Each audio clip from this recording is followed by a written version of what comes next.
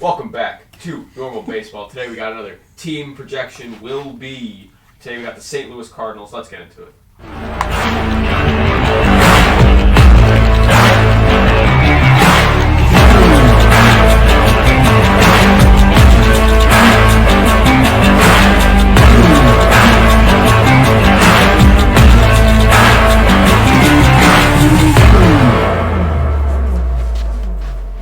What's going on? Welcome back to Normal Baseball. I'm Alex, Normal Dog. That's Lewis. I gotta show off. Am I in? Yeah, a little bit towards me. Yeah, Normal Dog. Gotta show off the Normal Dog baggage jersey. Anyway, today we're back with another Will Be in our Will Be series for the 2022 season. We're actually coming down to the last few teams, like 10-ish teams. We have 7 days till opening day. Love to see it. Spectacular. And we're getting close. I'm excited. We're doing the St. Louis Cardinals today.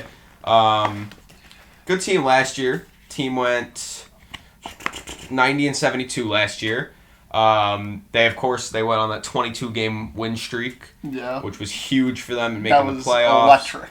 Unfortunately, they were defeated by the Dodgers in the wild card game. Max Scherzer, unstoppable. I think they were actually just defeated by Chris Taylor, as a matter of fact. Yeah. But yeah, let's just get right into it. Offseason moves. Before the lockout, they signed Steven Matz to a 4-year contract, which was pretty good. He's done pretty well, but we'll talk about that after. They signed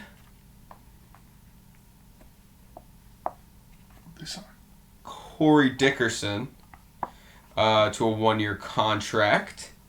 And that's really it. That's all the people they really... Oh, they signed one more guy. Pretty important guy. Really? Who could that be? Albert Pujols! The machine!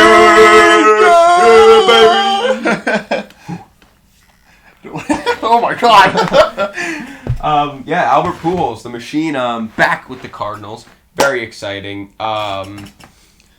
I mean, last time he was on the team, they won a World Series. Do you think that will happen again? No. Rats. But exciting signings all in all. I mean, the team didn't really need too much. I think they had, 5 Gold Glove Award winners? Yeah. Along with a Platinum Glove, I think? Did Nolan win his? Maybe. I'm not too sure, but, I mean, 5 Gold Glovers or 6 Gold Glovers on that. It was 5. 5 Gold Glovers. 5 Gold Glovers, and this team showed zero sign of slowing down towards the end of the season. I mean, they picked up another pitcher in Steven Matz, which is good because Jack Flaherty is going to be out for the start of the season, I believe. You tell me. Yeah, I think he is going to be out for the start of the season just because of a small injury, but that won't be affected too long. So just pitching was like their only little asterisk that they could have addressed, and they did with Steven Matz. Obviously not top cream of the crop, but he's a good pitcher. So that's a very, very good pickup. What about how do you feel about their lineup? Nice. Sorry, long day. I like their lineup. They got some good guys. They got they have a lot of very good guys. The only thing that every time I look at this lineup it's is Paul DeYoung. Yeah. I know he's been on the team for a while, but he's not as good as he used to be maybe, and I feel like if they went out and got Story or Correa or something, this lineup would be one of the best in baseball. Yeah. I mean, they got Yachty, who, depending on the day, is good. They got 2 switch hitters in their lineup in Carlson and Tommy Edman. Tommy Edman is a great all-around player, contact hitter. He's a great leadoff guy. Of course, they got Paul Goldschmidt, Nolan Arenado, who are up there with the best, and then Tyler O'Neill, who I think is going to have a breakout year. Yeah, and I mean, the one name that I think you forgot to touch on was Harrison Bader. Very underrated. Obviously, the bat isn't fully there for him, but his defense is top-notch. He really is able to lock down the outfield positions, any which one they throw him into any given day. I believe most of the time he played center field, but I could see him doing it all out there. All in all, like you said, this lineup I think is very well-rounded. I know that this is Yachty's last year. This is Wainwright's last year. This is Albert Pujols' last year. I think out of the three of those guys, I think Yadier Molina's going to have the best season, just because he's so good defensively that it's going to make up for his lackluster bat this year. What do you think? I don't agree. I don't think Yachty is going to be their big guy. No, but he's going to be the best out of the three one last ride guys. No, I disagree. I think Wainwright's going to be the best out of the three. Really? Yeah, he was great last year. I mean, here let me pull up what he was last year. Wainwright. Last year, I mean, 3.05 ERA. That's great for that team. Yeah, without a doubt. That's great for any team. 3.05 ERA in 32 starts, so it's not like he was injured. He had 3 complete games. 3 complete games last season? Yeah, he pitched 206 innings. Wow. 174 strikeouts. His stuff looked good. I don't see why he would be. I like him as the pick for the best out of the three. Yeah, that's. And then Pujols, I think he'll be Albert Pujols. He'll be Angels Albert Pujols. He'll hit like 25 home runs. Yeah, bat like 150. It'll be very poetic to watch him break the 700 mark. Yeah, he'll definitely uniform. do it. Yeah, he'll definitely do it. Yeah. Do you think it'll be at home? I feel like he's going to be swinging for the fences at home. Yeah, probably. Yeah. Because when he gets close, they'll just sit him until he gets home. Yeah, probably. It'll be exciting. I can imagine that stadium is going to be packed out for that game, which Cardinals fans look forward to that. But I don't think that's all you guys have to look forward to this season. All in all, this team looks very, very well-rounded. I can imagine that... So the Pujols, do you think he'll be over or under 20.5 home runs? Over. So which would be 700. Yeah, I assumed we were both going with over. I just wanted to get that question out of the way while we were talking about it. What were you saying about the lineup? I think that that they have a lot to look forward to this season. The Cardinals and their fans, especially. Obviously, a heartbreaking way to end their season last year with a walk-off in the wild card. Mm-hmm. But now with the addition of another team into the postseason, I think not only the Cardinals will be safely secured into the postseason, in my opinion, and I think that their first-round matchup will be fun. And I think that, when you make it to the playoffs, everybody's record 0-0. Any team can beat any team in the playoffs, and I think that this team is one of those that I would pick as a sneaky, could touch the World Series if they put their all into it. Yeah, sneaky, definitely. The pitching staff doesn't really convince me enough. I mean, Wainwright does, Steven Matz kind of does, but like Miles Mikolas, not fully convincing me. Dakota Hudson, definitely not convincing me. Drew Verhagen does not convince me. I know that Flaherty, they'll get back eventually, but even with Flaherty, there's still a couple guys, and I mean, their bullpen is good, but it's not up there with the best either. So yeah, that's why I said they would have to give it their all to really get there. Right, but you can say that about every team. No, I know, but I'm saying that this team has the potential for it more than any other team. Like you can say that the Pirates have to give it their all, but the Pirates giving it all and the Cardinals giving it their all are two completely different things. I suppose. But yeah, if they can figure it out and do something, they can certainly contest the Brewers for that NL Central title. Yeah, it's funny. The Brewers are like the perfect counterpart to the Cardinals, where the Cardinals have these great bats. The Brewers have this all-time pitching staff. I mean, the issue is the Brewers also have the great bats. Yeah, they do, but not as star-studded. How's that sound? Yeah, I get what you mean. Paul Goldschmidt, Tyler O'Neill, Nolan Arenado, Yadier Molina, Corey Dickerson, Albert Pujols, Lars Nootbaar, Harrison Bader, Tommy Edman. I mean, they're all star-studded guys. Yeah, I mean, Lars Nootbaar especially. I'm so excited to see Lars Nootbaar. Lars Nootbaar, everybody. Round of applause for Lars. What a guy, what a name. What a name, perfect. But yeah, so a couple losses that they have had this season. I mean, they lost J Happ. I mean, J Happ's unsigned currently, but I don't think he's coming back. Yeah. Not the biggest deal. Carlos Martinez signed a minor league deal with the Giants. Luis Garcia went to the Padres. Matt Carpenter. Did he retire? Where did he go? Texas on a minor league contract. So they did lose stuff, but not big, and I think this team's good. Edmundo Sosa, cannot believe he's still on this team. Outrageous. Still on this team? No way. I guess 271 batting average in 113 games. Not terrible, but his defense was horrible at short. Not a terrible bench piece because he won't be playing too many innings at short unless something happens. Yeah, God forbid. Yeah. So that brings me my next question is gonna be we're gonna have two over unders with Albert Pujols this one. Okay. So Pujols, do you think he'll play over 100 games? When you say play, does DH count? 100.5. Yeah, appear in 100.5 games. Over, yeah. Over? Unless, could we see him breaking the 700 mark, like hitting 701 and then calling it, like right then and there? But he's not going to do that in 100 games. He's not hitting 22 home runs in 100 games. The machine. This year he wasn't close. He was injured and traded. He wasn't injured. He was just bad. True, that too. 109 games, he hit 17. So in 100 games, I don't think he's hitting 21. Unless he turns back into St. Louis Cardinals. That's why he went there. I'm gonna go with over. Definitely over. I think he'll play like 135 games all in all. Because I think he'll need his rest too. Because he is a vet guy. I'll go. I think it's, he might go. I think it's Carrot. I'll go. I don't know what to do. I'll go back to it. I'll come back to it. I don't know what. I'm currently undecided. I want to talk more about their lineup. I mean, Nolan Arenado, one of the best third basemen in the game. I believe it was Milo's fifth.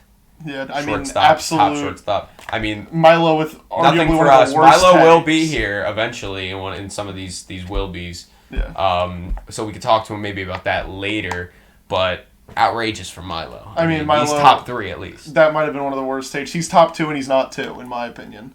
I don't think he's the best. Well, that's why it's my opinion. No, because he's like, sometimes he's like... and sometimes he's like... But overall, he's mostly like... Okay. Yeah, I get what you're saying. I mean, I pick up what you're putting down, no pun intended. Yeah, so that's kind of my opinion on the matter. Yeah, but Milo was objectively wrong in his take there. He's not wrong. Don't call someone wrong. It's opinions. Opinions aren't wrong. They're just, some of them are bad. Fair enough. Well, Milo and I will have a talk about that. How's that? Yeah, we'll see how that works out. Yeah. I think that he's going to have one of his best years this year. Is that crazy to say? Last year he had a good year. Hold on. How old is Mr. Arenado here? Nolan, I believe, he is 30. 31. Almost when 31. Season starts. Yeah. Give me his best season yet. That's kind of bold because... No, I'm not saying, like, every number will be... 294. He batted 309 in 2017 in 159 games played. Yeah. You think he'll do better than that? Yeah, I could see it. Now, do you think he'll... Obviously, he's good on both offensive side and defensive side of the ball. What I want to know here is, do you think he'll have... Actually, I'll answer this first. Do you think he'll have over or under a 1.5 D WAR? Because... Defensive WAR? Yeah, because the last 2 seasons that he's been with the Cardinals, or rather just last season that he was with the Cardinals, his D WAR was .09. The year before that, it was .01. Granted, that was the 60 game. Or no, rather, it was .09, then it was 1.4 in 2020. 1.5, it was 2.5 in 2019, 1.5 in 2018, 2.0 in 2017. So it's not that much of a stretch, but just judging by the last couple of years, it kind of more dictates it. You said that you wanted to go first. I already said over. Oh, okay, good. I'm going over too. All right. I think we'll have like a 14, 15. No. 14 defensive WAR season. No, Every single ball gets hit to him. I could see him, like a 2.5. Yeah. And I think he's just going to be stellar. I think we're going to see him, I don't even want to say go back to like his peak form because I think that this year will be his peak. I think he's going to do just everything perfectly in that division, and it will just make for some great baseball. And you'll have to take note of it. It's hard not to take note of Nolan Arenado when he's on the field. So yeah, I mean, I just watched him play the other day in spring training, and he looked spectacular. I mean, he looks good in spring training. Spring training, obviously, it doesn't really matter as much, but yeah, but still important. It's important in the grand scheme of things. I mean, just getting ready for the season, and if you're getting ready for the season with that kind of play, it's always a good sign. Spring training, he's batting .250, but .750 OPS. So I guess he's really not having Nolan Arenado spring training. You know? Yeah. Well, I will tell you, I was sitting right on the third base, like basically right at third base for the game that I went to. He made like 3 great plays in like 2 innings of play. Did he really? Yeah, he did. It looked spectacular. What are the odds? I'm very much looking forward to watching a bunch of Nolan Arenado highlight reel type of plays this season.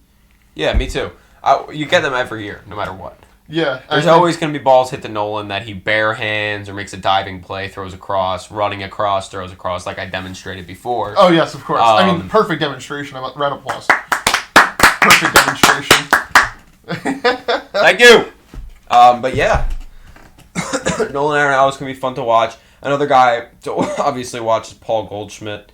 The acquisitions are just doing wonders for yeah, I mean, last year, Cardinals. He's already been on the Cardinals for 3 years, which is crazy. This is his 4th year on the Cardinals. Time flies. Time does fly. I mean, he batted .294 last year, just amazing. One of the most underrated first basemen in the game, batted .294 at an .879 OPS, 31 home runs, 99 RBIs.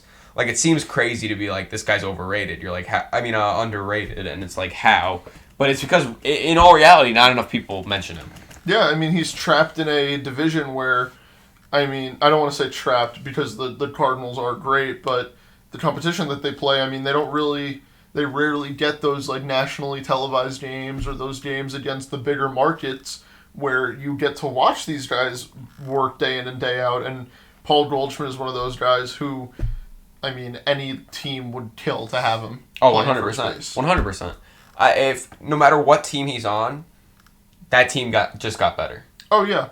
Yeah, he's like that, and he's one of, I would definitely call him a superstar first baseman. Oh, 100 superstar. He's, like, above superstar. Yeah. Supernova insane. star. Oh. Did you hear my joke? I said supernova star. It's like science. Yeah, so the Cardinals. I have no words. That's fair. I have no what the hell was that? I tried. How's that? That's the type of stuff that would get you bullied. Okay, well, we're on air. Anyway. But, yeah, more with the Cardinals. We went over Goldschmidt, Arenado. They're 2 big guys. The smaller guys, I mean, I'm really high on Tyler O'Neill, and Harrison Bader, I know, is also one that to be really high on. They have sneaky power, sneaky speed. They're sneaky 5-tool players. Could be. Yeah, without a doubt, especially Tyler O'Neill. I mean, he really put it together at the end of the season with the bat. He was a big part of the 22-game win streak the Cardinals went on. Big part. And Harrison Bader is kind of ramping up to be that same type of player. I think his bat was a little bit more lackluster. Like, he didn't just have the same effect as Tyler O'Neill did, but he has the potential to put it together. And if that outfield becomes Harrison Bader, Tyler O'Neill, and whoever else you want, I mean, that is a perfect building brick, depending on what happens in the future. Because these guys are so young. Dylan Carlson is the other outfielder. I mean, all 3 of them are good young guys to have in your outfield. And I certainly wouldn't complain about having any of them. No, without a doubt, would not complain. Come to the Yankees in free agency, please. So random. This isn't about the Yankees, Lewis. We're talking about Harrison Bader. We're talking about Tyler O'Neill. Tucker Carlson. St. Louis Cardinals, not the New York Yankees. Hey, listen. No Yankee bias here. Not the Cardinals episode. I'm always on the clock. And then another guy, Tommy Edman, who I'm also really high on. Tommy Edman. I mean, he's so diverse. He kind of does it all from what I've seen. Cardinals fans love him. I mean, batted .262 last year, but had 614 at bats and a 387 on 308 on base percentage. Sorry. But yeah, the guy just gets up a lot. He's good to play every game. He's never quite really been injured. So far, knock on wood. But hopefully he could stay that way, and that would be nice. Yeah, without a doubt. He is your favorite player's favorite player. You taking my line? Yeah, he is. Is that what you're doing? I mean, I haven't heard you use it, so... Well, there hasn't been anybody to really use it for.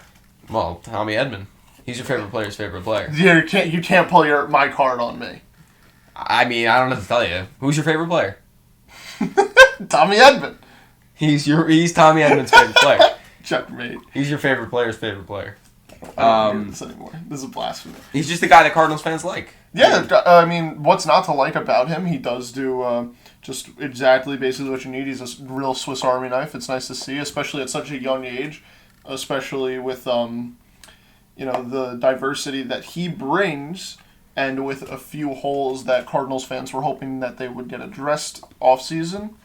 Now, he could be that last resort guy before anything really goes south for the team. Yeah, and then he's a farm guy. He's a homegrown guy. They drafted him in the 6th round of 2016. He just kind of came up through.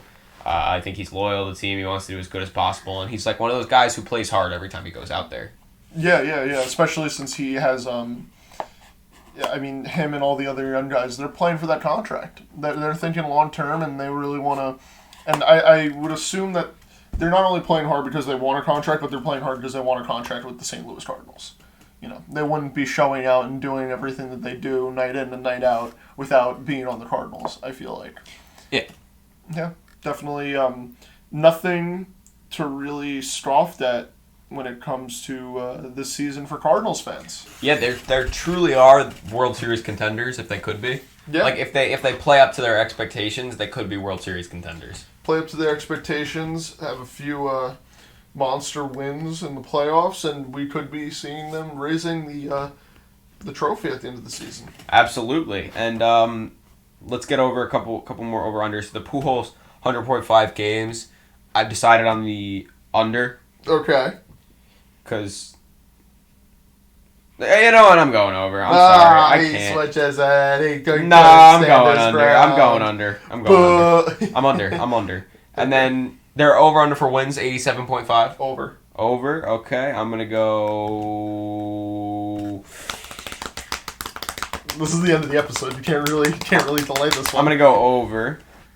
And then their team MVP. We've only had one under this entire thing, and it's my controversial Pujols pick. It is your controversial. And then who's your team MVP for this year? I'm going to say mine now, actually. Go. I'm going to go with Adam Wainwright. I think if he can be not only the veteran guy, but also the ace of the staff, having almost 3... If he could have a 3 ERA or anywhere kind of in that realm, that's huge from him. And I think that's going to be extremely valuable for them come playoff time and come crunch time in September. That's fair. I think my St. Louis Cardinals MVP is going to go to Tyler O'Neill. Tyler O'Neill, I like that pick because I love Tyler O'Neill. He's got the stuff. Oh, he is exciting. Yeah, he's more than exciting. He's a lot more than exciting. And I don't know have you ever seen him in recent? I just watched a video on the Cardinals the other day. He is buff. He's huge. He's huge. I didn't realize that. The jersey kind of covers it. Same thing here. Sneaky right, it's that sneaky power. Yeah, it is. You don't realize. You don't realize it, especially because he's so fast. You think that, the kid's just got legs. Look at him go, and then it'll take you 460 dead center. Well, O'Neill. Yeah, I mean, no, you're right. He had 15 stolen bases, so he can steal. 138 games, he had 34 homers. He's going to be up there. I think he's going to be top 5 home runs easily this year. Wow. Yeah, no, in the entire league? Yeah, in the entire league. He had 34 home runs in 138 games. Add, 24 games to that? He can do it.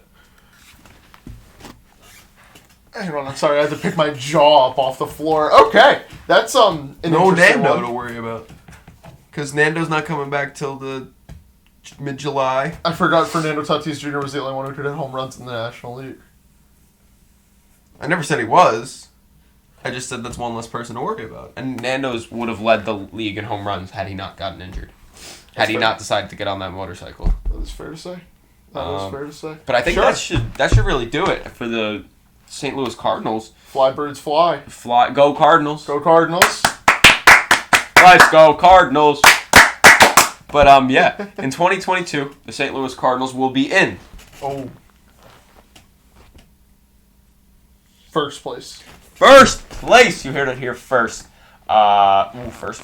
But yeah, that should do it for this episode of Normal Baseball. Team projection will be. And we will see you in the next one, which I believe is the Toronto Blue Jays. Peace.